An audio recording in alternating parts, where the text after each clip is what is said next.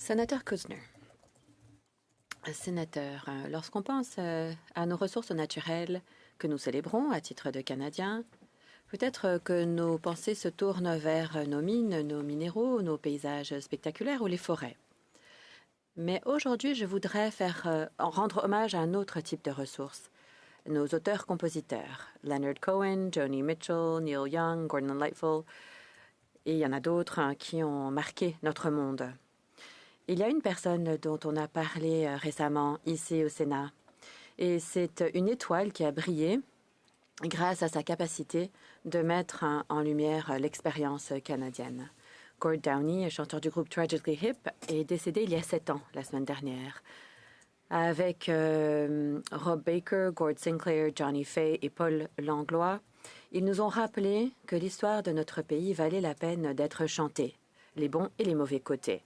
Sénateur, s'il y a un objectif dont on se souvient tous, comme l'a dit Gord, c'était en 72, un grand moment. À travers ces mots, on a été témoin des soleils couchants dans les prairies, et puis aussi, nous l'avons accompagné sur la route en terre battue jusqu'au 100e méridien. Son esprit a été ressenti ici au Sénat. Bon nombre d'entre vous avaient parlé avec passion de nos obligations à l'égard des peuples autochtones. Dans ces dernières années, Gord a consacré une grande partie de son temps à cette cause, à savoir la cause de la justice, de la guérison et de la réconciliation. Dans son album The Secret Path, il s'est inspiré de l'histoire tragique de Cheney Wenjack, le jeune Anishinaabe de la Première Nation de Martin Falls, qui est mort en essayant de rentrer chez lui après avoir fui son pensionnat. Une des récentes interventions ici sur les erreurs judiciaires m'ont poussé à prendre la parole aujourd'hui. Je félicite les sénateurs Arnaud, Dalphond, Pat et Batters de leur recherche approfondie et de leurs arguments sur le sujet.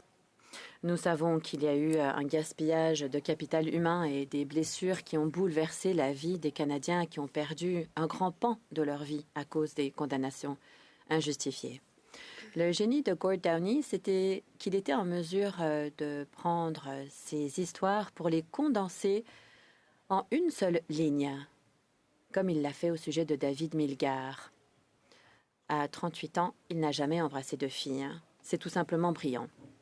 Gord Downie nous a divertis, il nous a inspirés, il nous a mis au défi de faire de notre mieux. Il croyait en notre pays. En sa mémoire, engageons-nous à nous acquitter de nos tâches comme l'a fait Gord. J'encourage tous les sénateurs à regarder le documentaire qui s'intitule The Tragically Hip No Dress Rehearsal que vous allez pouvoir trouver sur Amazon Prime. Rien de moins qu'une icône. Merci.